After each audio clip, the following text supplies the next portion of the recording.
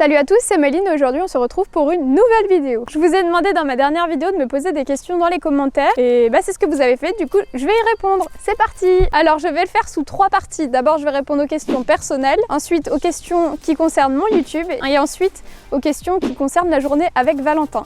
Putain, c'est un arbre. Tu as quel âge et tu as fait quel genre d'études? Alors j'ai 22 ans et je suis actuellement étudiante en ostéopathie animale. As-tu fait des études dans le secteur soins animaux ou vétérinaires, donc du coup ostéopathie animale? Ça touche forcément tout ce qui est santé animale. Et penses-tu qu'il faut en faire ou avoir de solides connaissances pour adopter certains animaux? Il faut toujours avoir un minimum de connaissances mais aussi s'entourer de professionnels. C'est important. Comment as-tu découvert ta passion? C'est tout simplement grâce à mes parents. Ils m'ont donné leur passion des animaux. Et moi, avec ma curiosité, je l'ai un peu plus développée. As-tu des chats?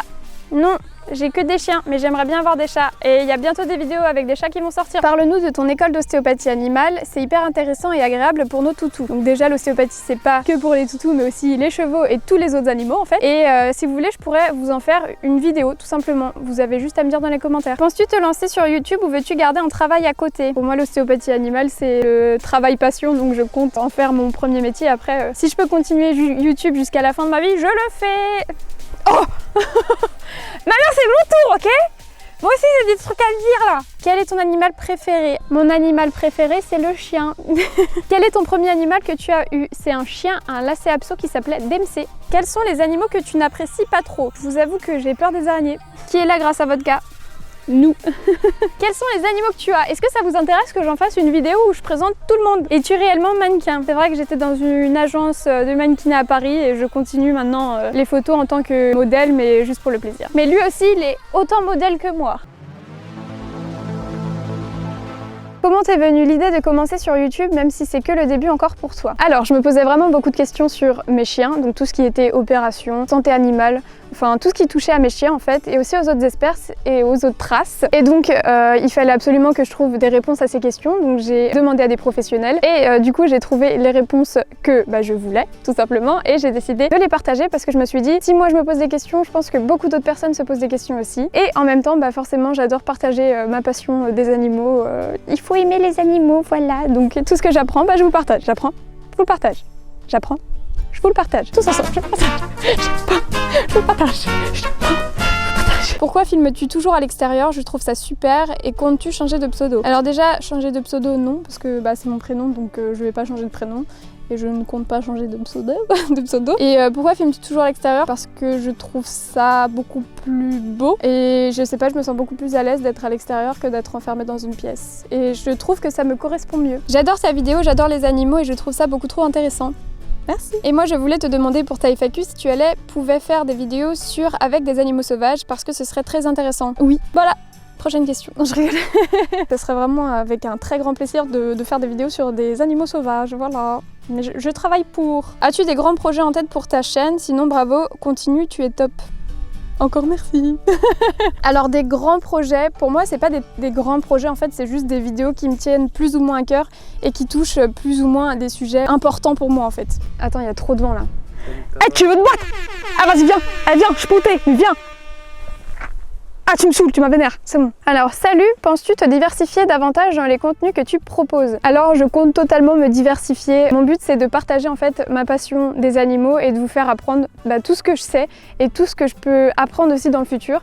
Donc forcément je vais parler de tous les animaux. Après je vais aussi parler des chiens, des chats, des chevaux et des vaches parce que en France forcément propriétaires ont plus ce genre d'animaux là que des singes ou des lions. Donc il faut aussi que j'aide les propriétaires en France. À quand les vaches maintenant ou les ânes? C'est prévu. Que fait une fraise sur un cheval? Tagada, tagada. Arrêtez! Je suis sensible aux blagues nulles, je suis obligée de rigoler, c'est bon quoi! Arrives-tu à vivre de YouTube? Étant donné que mes vidéos ne sont pas monétisées, non. Quel matériel utilises-tu pour faire tes vidéos? Là j'utilise un Sony A7 III et un micro de chez Amazon qui coûte 1 €. Donc si vous voulez m'aider à améliorer mon setup, dites-moi ce qu'il faut que j'achète dans les commentaires. Voilà! À quelle fréquence aimerais-tu sortir tes vidéos? Une fois par semaine si possible, mais étant donné que je suis étudiante, parfois ça va peut-être être une fois toutes les 2 semaines. Donc voilà, ça va dépendre en fait de mes examens.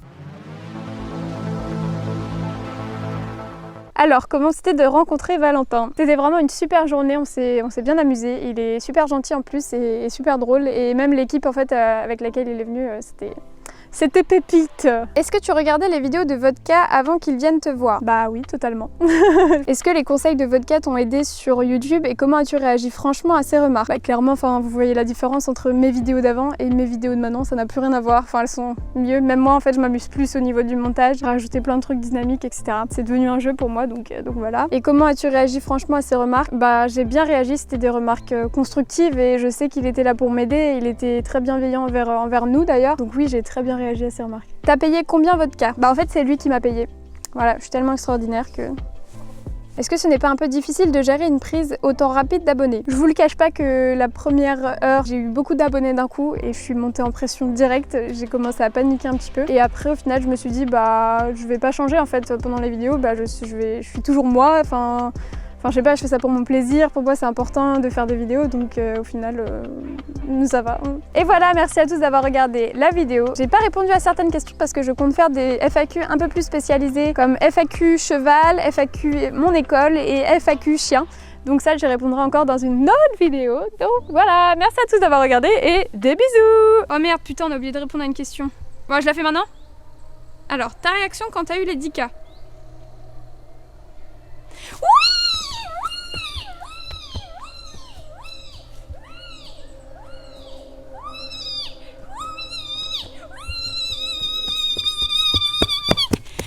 Ah, franchement normal quoi, enfin, je suis contente mais c'est tout quoi.